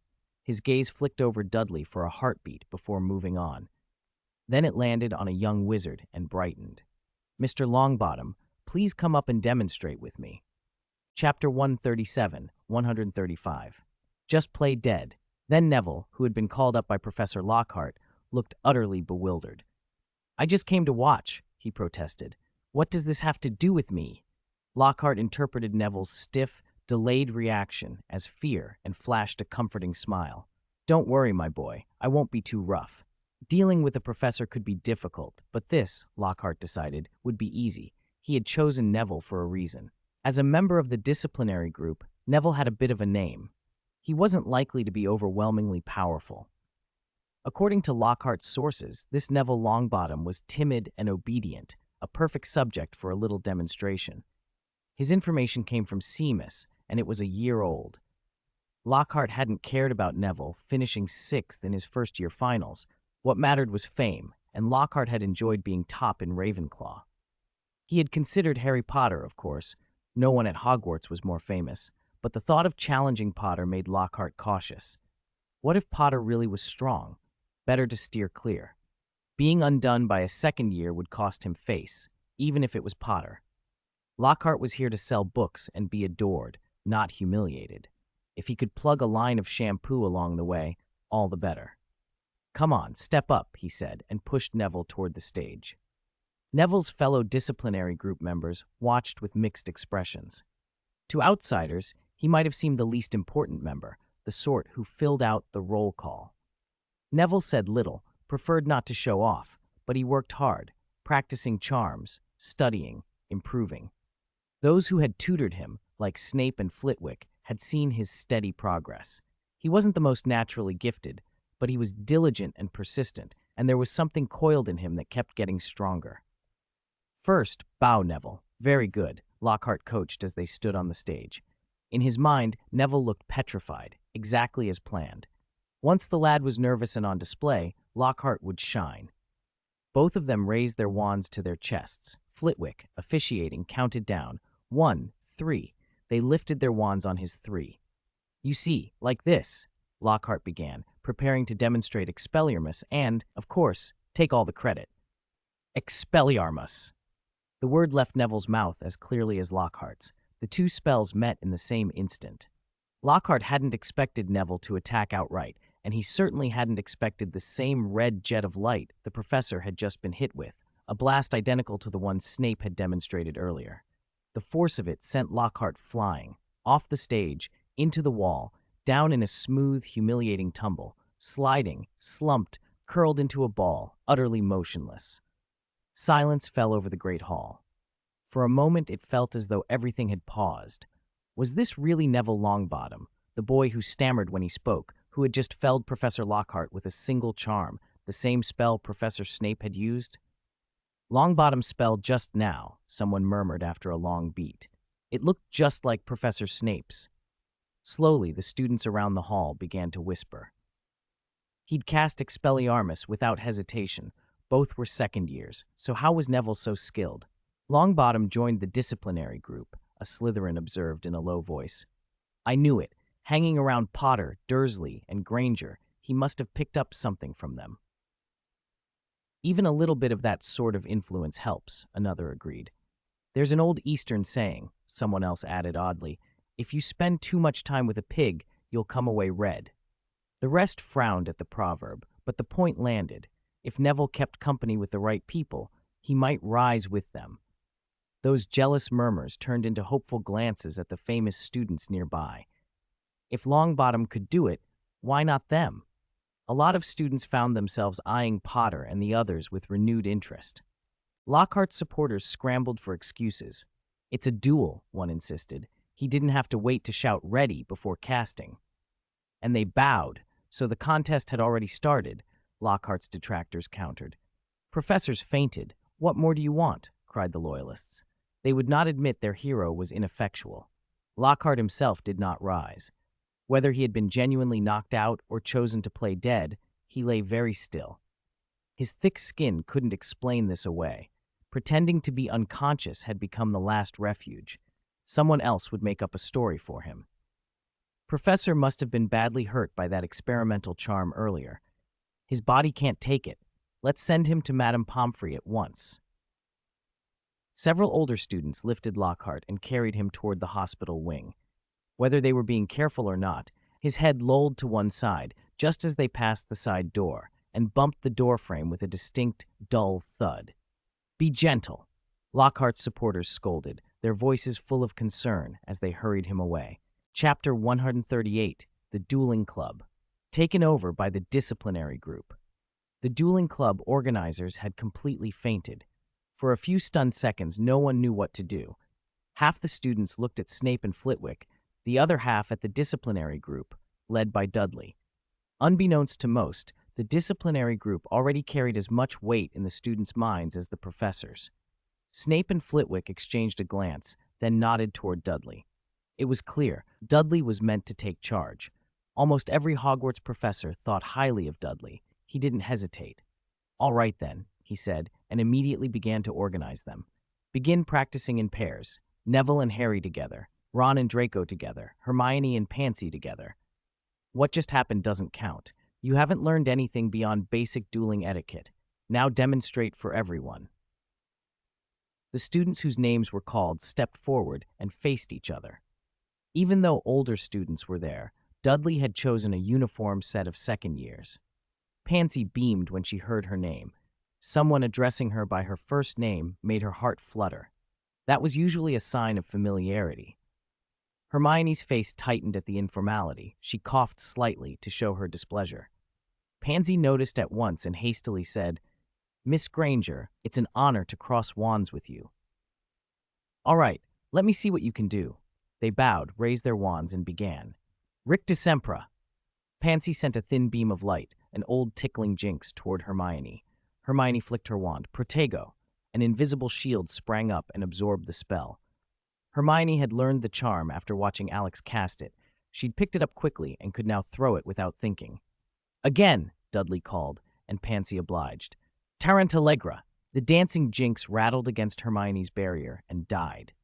Pansy launched several more jinxes, Tarantallegra, then Petrificus Totalis, but every one struck the Protego and vanished like pebbles hitting a wall. A well-cast Protego was enough to make Hermione dominant among students her age. It could even rebound spells, though Hermione didn't activate that function. Otherwise, Pansy would have been laughing and dancing at once. Across the way, the second pair fought harder. Expelliarmus! Malfoy fired at Ron without hesitation. Ron pulled a hardened scrap of dried fish from his pocket, tossed it up, and pointed his wand. The scrap twisted and thickened into a crude shield, transfiguration, blocking the disarming charm. Diffindo! Ron shot back, sending a red beam straight for Malfoy. Malfoy threw up a Protego and rebounded the spell. Ron, in turn, cast his own Protego. The rebounded Diffindo hit Ron's shield, made a ripple, and dissipated. These two were rougher in their exchanges than Hermione and Pansy. They traded spell for spell and did not hold back. Dudley used the moment to teach. Expelliarmus is the most commonly used spell in a duel, but it's not undefendable, he explained. Protego or Transfiguration will block it. If you're skilled, you can try Finite Incantatem, though that's harder and not recommended here. He let that hang a moment. Finite Incantatem can dispel many spells, but against powerful magic, it needs very precise casting. One mistake and it can backfire. Or if you're quick, simply dodge. No spell matters if it doesn't hit. In a fight, don't worry about grace or style, Dudley concluded, stressing the point. Remember one thing: how to defeat your opponent. By the third pair, a shower of red spells lit the air. Neville and Harry faced off. Neville fumbled in his pocket, fingers closing around a handful of seeds, unsure whether to fling them. Harry's attacks were no weaker than Ron's had been, and yet Neville sensed Harry was distracted. Harry could easily be casting more powerful spells than he was showing. Harry's specialty, everyone knew, was defense against the dark arts. His progress in that subject was closely watched by Snape. After all, the best defense teachers usually understood dark magic intimately. Expelliarmus and simple jinxes were child's play. Harry normally began with jinxes, but he had a much nastier spell in his repertoire, Sectum Sempra, that he used far more skillfully than Hermione. Dudley noticed the distracted look on Harry's face and the way his wand hand moved. He frowned inwardly. It seemed clear they would need to have a serious word with Harry. Chapter 139, 137. Is Potter in love? The first dueling club meeting was both a failure and a success. It was a failure because the host ended up in the school hospital after a charms mishap, but it was a success because DGE stepped in to run the session and did an excellent job. Under the guidance of the disciplinary team, the young wizards finally had a clear idea of what dueling was about. The subsequent pairings and sparring matches passed without major incident. After all, two competent professors, Snape and Flitwick, were there to supervise, not a showman like Lockhart. Any accidental magic among the students could be stopped quickly. When the first meeting wound down, students from every house left with a sense that there was more to learn. They kept asking DGE and the others when the next gathering would be. The disciplinary team could only tell them to wait for the notice on the bulletin board. After everyone dispersed, DG pulled Harry aside and signaled they should go out onto the grounds to talk. The night at Hogwarts was beautiful, a clear sky full of stars and none of the city's light pollution. They walked across the lawn in a soft breeze. When Harry still seemed reluctant to speak, DG took the initiative. Harry, tell me, brothers shouldn't keep secrets from each other. It's nothing, Harry muttered, head bowed, looking uneasy. Really nothing? DG pressed. Harry averted his eyes. DG smiled. You never look people in the eye when you lie. You stare at your shoes. I know you better than you know yourself. If you tell me, maybe I can help. You know what I'm capable of. Harry wavered, and DG felt a small flash of disappointment. Harry wasn't like this before. Harry, we are brothers. DG? Harry's face flushed a bright red, the color climbing from his ears down his neck. His voice was so soft it sounded almost like a whisper. I think I might be in love with a girl. What? G was surprised, not because he hadn't heard, but because of what Harry had said. You said you're in love? Shh, Harry waved his hands frantically. Keep your voice down, DG. Do you want everyone else to hear? What's there to hide? If you like her, just admit it. DE shrugged and stroked his chin. 12 years old, about the right age for a first crush. Which house is she in? In the ancient Eastern country, there's an old saying, when you meet a girl you like, a gentleman must pursue her bravely. Dee barely had time to register the proverb before Harry protested. D, don't joke. The Eastern countries are famous for their restraint. How could they have a saying like that? Ah, Dee said, so she must have that sort of background in her bloodline? At that, Harry's hesitation vanished. Nothing stayed hidden from DG. Ravenclaw. Cho Chang, he blurted. She's a year ahead of us? DG pictured Cho. She wasn't bad-looking, much nicer than some descriptions made her out to be, with well-proportioned features. It was worth noting that Cho hadn't come straight from some far-off Eastern wizarding school. She was of Chinese heritage, but grew up in England and attended Hogwarts like any other witch. Harry feared DG would disapprove of him liking an older girl, but of course DG wasn't going to object. 1 year wasn't a problem. Besides, as DG jokingly put it, a woman 3 years older might bring a rich husband. 30 years older, land. 300 years older, an elixir. 3,000 years older, immortality. Harry blinked at the absurd proverb, then felt his heart sink anew as he struggled with whether to give up. Dee changed the subject. So what's the status? Where are you with her? Have you confessed? Holding hands? Kissing? Or more? Harry fell silent, then finally, with DG watching, told the truth. I only know her name, Cho Chang, Ravenclaw. Maybe she doesn't even know I exist. Dee was silent for a moment, understanding dawning. So this was unrequited love. He made a muffled sound, as if trying to suppress a laugh. So how long are you going to just keep watching from the sidelines? Before Harry could answer, a voice like a lark cut through the night. When did you find out? Hermione appeared from the shadows. With a soft whoosh, as if a curtain had been pulled aside, Malfoy, Ron, and Neville revealed themselves, huddled together and holding something translucent. Harry's stomach dropped. His invisibility cloak? Had everything he'd said just been overheard? Dee smiled slightly. Charms and invisibility cloaks can hide you from sight, but not the sound of a heartbeat, footsteps, or breathing. It gives you away every time. We were worried about Harry, the others chorused. Harry went pale for a second. Then, when they added, the more of us there are, the stronger we are. Let's help Harry. His color returned. If everyone wanted to help him pursue Cho, that suddenly sounded like an offer he couldn't refuse. Chapter 140, 138. The seed of love was crushed before it could sprout.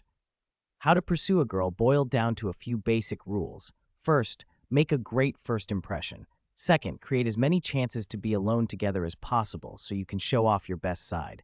If no opportunity presents itself, make one. Then progress slowly, steadily, raising her favorability until it reaches the right level. Then success follows naturally. Sweet words are a bonus, warm gestures essential, and small gifts go without saying.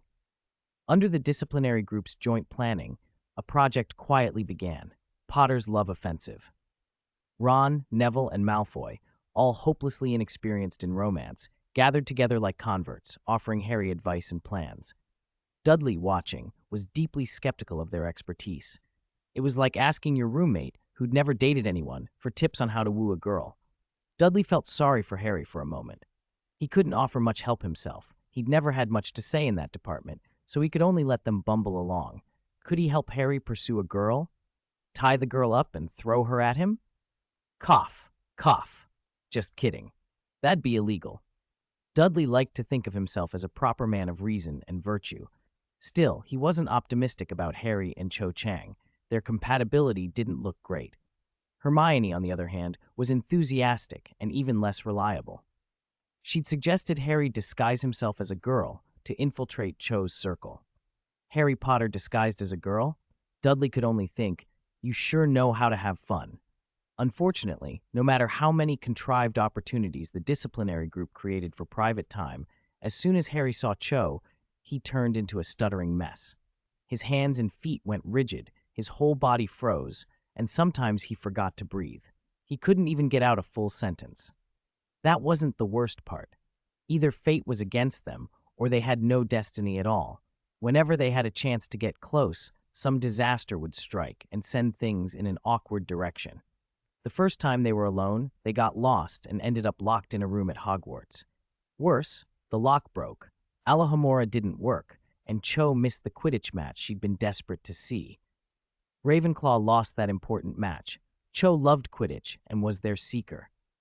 The second time, Peeves decided to make an appearance and started pelting them with dung bombs. Cho was unlucky enough to be hit. The third time, a runaway broomstick came out of nowhere and flung Cho upside down off the top of Hogwarts. Harry struggled for what felt like ages to rescue her. Nervousness made him fumble several spells, and Cho's head kept banging the castle ceiling. She began to wonder whether Harry was holding a grudge against her. After all, Harry had never missed a spell in front of people before. The famous Harry Potter? Missing on purpose? That seemed likely to her. The fourth time, a flock of owls on the tower all had upset stomachs at once. On their walk back, it rained owl droppings and soaked Cho. The smell lingered for a long time. No amount of cleaning would fully erase it. Every time the two were alone, something went wrong, and it was always Cho who suffered. Crucially, each embarrassing incident was witnessed only by Harry. So the disciplinary group had succeeded in creating opportunities and getting them together, but the results were catastrophically bad. Cho now fled at the sight of Harry, reacting like he was a walking contagion. He couldn't even give her a small gift anymore, let alone hold a proper conversation. If favorability could be measured, his score would be negative. In Cho's eyes, I'm probably a weirdo, right? Harry thought miserably, and then added in spirit, a jinx. First love should be beautiful, but Harry's seed of love had been crushed before it could sprout. After yet another accident during one of their engineered alone times, Malfoy put a hand to his forehead. He's hopeless. If Harry had known how to charm a girl, if he acted and reacted quickly, if he could read a girl's thoughts in time, there might have been a sliver of hope.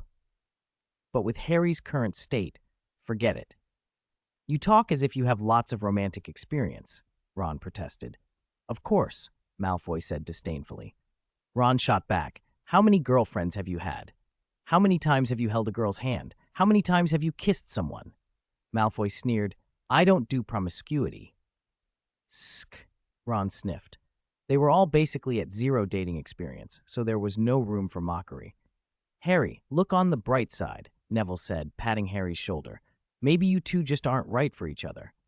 Harry sighed and mourned his lost chance.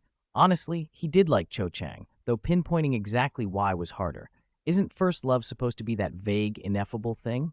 For a second, he even toyed with the idea of following Dudley's example and writing a book. He had a title already, The Girls We Chased in Those Years. He could see it becoming a hit. Maybe a memoir of his recent misadventures should be called Harry Potter and His First Love. Where did Dudley and Hermione go? Harry asked after a long sigh, noticing they were missing. Ron, who had been bickering with Malfoy, answered after a moment. Dudley and the others went to vet new members. We're getting new members? How come I didn't know? Harry asked, surprised. Since when had the disciplinary group been recruiting? Malfoy mocked him without restraint. Potter, what would you know? You've been so obsessed with Cho Chang lately. How could you possibly care about the disciplinary group's affairs? Harry didn't bother arguing. Malfoy was the sort who enjoyed taunting. Taking him seriously never paid off. Who are the new members? Do you know? Neville replied, the top fourth-year Cedric from Hufflepuff.